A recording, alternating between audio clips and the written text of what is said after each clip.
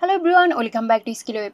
In this video, I will show you how to make a pie chart in Microsoft Excel. So let's begin the video. Begin by opening your Excel worksheet containing the data you want to visualize with a pie chart.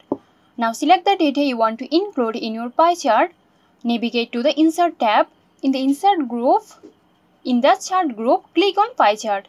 You will see different pie chart options including 2D and 3D. Click on a specific type of chart you want to create. Excel will insert the pie chart into your worksheet. You can customize your pie chart by right-clicking on various chart elements. That's for today. If this video helped you guys, that's for today.